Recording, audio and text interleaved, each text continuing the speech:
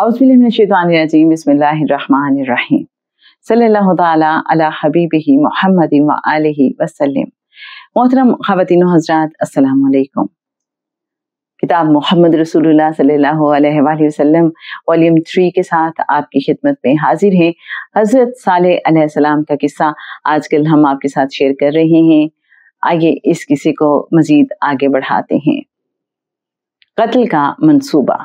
बाहमी सलाह से उन 9 अफराद ने हज़रत सालेह अलैहिस्सलाम के कत्ल का मंसूबा बनाया।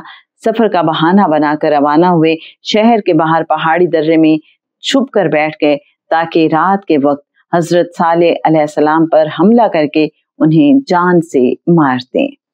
लेकिन पहाड़ से एक बड़ा पत्थर गिरा और सब दब कर मर गए। कुछ दिन बाद कौम को उनकी हलाकत का पता चला तो वो लोग हज़रत सालेह अलैहिस्सलाम के पास गए और कहा, पहले हमारी बरादरी के लड़के कत्ल करवाए, उस पर सब्र नहीं आया तो उनके बापों को मरवा दिया। ये सब इस ऊंटनी की वजह से है, हम इसे जिंदा नहीं छोड़ेंगे। वो हज़रत सालेह अलैहिस्सलाम से पहले ही बेजार थे कि ऊंटनी और उसके बच्चे की वजह से पानी के इस्तेमाल पर एक रोज की पाबंदी लग गई थी। उन्होंने आपस में मशवरा करके ऊंटनी को ज़िबा करने का मंसूबा बनाया और इस मंसूबे पर अमल करने के लिए चंद अफराद तैयार हो गए। एक रोज जबकि ऊंटनी अपने बच्चे के हमरा चरागाह में घास चर रही थी, मौका पाकर उन्होंने उसको मार डाला। ऊंटनी का बच्चा वहां से भाग निकला। चंद लोगों ने उसका पीछा किया लेकिन वो उनके हाथ नहीं आया और पहाड़ पर चढ़कर कर्बनाक अंदाज में चिल्लाने लगा। ये भी रिवायत है कि बच्चा उसी पत्थर में दाखिल हो गया जिस पत्थर से ऊंटनी बाहर निकली थी।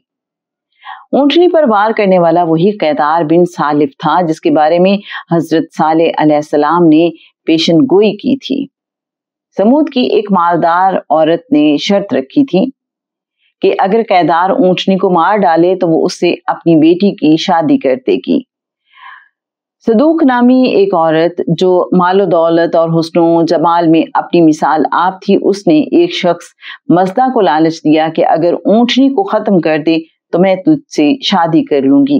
कैदार बिन सालिफ ने ऊंटनी की कूंचें काट डाली और जख्मी ऊंटनी जमीन पर गिर गई तो हुजूम में से मस्ता निकल कर आया और दोनों ने मिलकर ऊंटनी को खत्म कर दिया।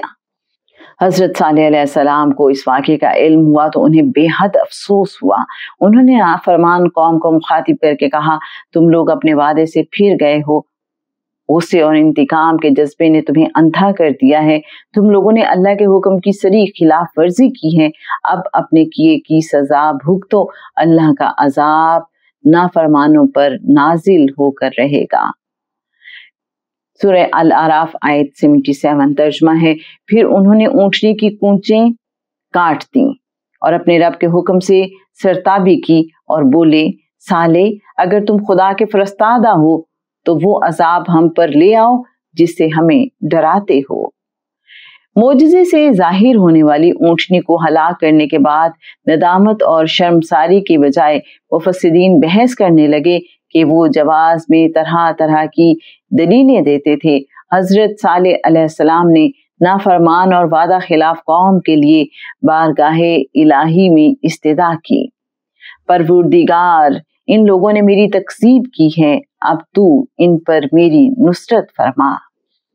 जवाब में इरशाद हुआ, करीब है वो वक्त जब ये अपने किए पर पछताएंगे। हजरत सालेह अलैहिस्सलाम ने नाफरमान कौम को बता दिया कि अब मोहलत खत्म हो गई है। तब कहा, बरत लो अपने घरों में 3 दिन, ये वादा है झूठा ना होगा। सूरह हूद आयत नंबर 65। बिजली का अजाब। पहले रोज खौफ से सबके चेहरे जर्द पड़ गए। दूसरे रोज डर और शदीद खौफ से सबके चेहरे सुर्ख हो गए और तीसरे रोज दहशत का ये आलम था कि चेहरे स्याह हो गए। 3 दिन बाद बिजली की चमक और कड़क से आले समूद पर अजाब नाजिल हुआ। सिवाय हजरत सालेह और उन पर ईमान लाने वाले अफराद के पूरी कौम हलाक हो गई। अजाब से बच जाने वाले यही लोग समूदे सानिया कहलाते हैं। سورہ ہود کی آیت 27 اور 28 ترجمہ ہے، اور پکڑا ان ظالموں کو چنگھاڑ نے، پھر صبح کو رہ گئے اپنے گھروں میں اوندھے پڑے جیسے کبھی رہے نہ تھے ان میں۔ سن لو سمود منکر ہوئے اپنے رب سے، سن لو پھٹکار ہے سمود کو۔ قرآن حکیم نے قوم سمود کو کھجور کے بوسیدہ تنوں سے تشبیہ دی ہے جو سوکھ کر جھڑ جاتی ہے اور جانوروں کی آمد و رفت سے پامال ہو کر برادہ راہ بن جاتی ہے۔ سورہ الحاقہ آیات 1 تا 7 ترجمہ ہے۔ ہونی شدنی، کیا ہے وہ ہونی شدنی؟ اور تم کیا جانو کہ وہ کیا ہے ہونی شدنی؟ سمود اور عاد نے اس اچانک ٹوٹ پڑنے والی آفت کو جھٹلایا تو سمود ایک سخت حادثے سے ہلاک کیے گئے اور عاد ایک بڑی شدید طوفانی آندھی سے تباہ کر دیے گئے۔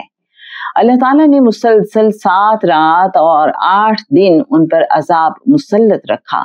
تم وہاں ہوتے تو دیکھتے کہ وہ وہاں اس طرح بکھرے پڑے ہیں جیسے وہ کھجور کے بوسیدہ تنے ہوں۔ اب کیا ان میں سے تمہیں کوئی باقی بچا نظر آتا ہے؟ سورہ ہود کی آیت 66 میں اللہ فرماتا ہے، پھر جب پہنچا حکم ہمارا، بچا دیا ہم نے صالح کو اور جو یقین لائے اپنے ساتھ اپنی مہر کر کے اور اس دن کی رسوائی سے۔ تحقیق تیرا رب وہی ہے زور آور زبردست۔ صبح کے سورج نے شہر میں ہر طرف تباہی اور بربادی دیکھی۔ بڑے بڑے عالیشان محل کھنڈر بن گئے، سرسبز و شاداب باغوں کا نام و نشان تک نہیں تھا۔ ہجر کا پر رونق علاقہ ٹوٹ پھوٹ کر آثار قدیمہ کا منظر پیش کر رہا تھا۔ قوم کی ہلاکت کے بعد حضرت صالح علیہ السلام اپنے حواریوں کے ہمراہ ملک شام کی طرف ہجرت کر گئے۔ جب عذاب کی وجہ سے تباہ حال بستی سے گزرے اور انہوں نے جگہ جگہ بکھری ہوئی لاشوں کو دیکھا تو نہایت افسوس کے ساتھ ہلاک شدگان کو مخاطب کر کے فرمایا، اے قوم، بلا شبہ میں نے اپنے پروردگار کا پیغام تم تک پہنچا دیا اور تم کو نصیحت کی، لیکن تم نصیحت کرنے والوں کو دوست ہی نہ رکھتے تھے۔ سورہ الاعراف آیت نمبر 79۔ فلسطین کے علاقے رملہ کے قریب کچھ عرصہ قیام کے بعد حضرت صالح علیہ السلام مکہ ہجرت کر کے وہیں انتقال ہوا اور حرم شریف کے اندر کعبے کے مغربی سمت میں آپ مدفون ہیں۔ جناب، یہ تھا حضرت صالح علیہ السلام کا اور قوم سمود کا قصہ۔ انشاءاللہ ہم اس قصے کو مزید آگے بڑھائیں گے نیکسٹ ایپیسوڈ میں انشاءاللہ۔ اب تک جو ہم نے پڑھا اس کی پوائنٹس، اس کی خاص باتیں، اس میں جو حکمتیں راز ہیں اور ہماری آج کی زندگی کے ساتھ اس کا کیا تعلق ہے، وہ آپ کے ساتھ شیئر کریں گے۔ سنتے رہیے کتاب محمد رسول اللہ صلی اللہ علیہ وآلہ وسلم والیوم 3۔ صلی اللہ تعالی علی حبیبہ محمد وآلہ وسلم۔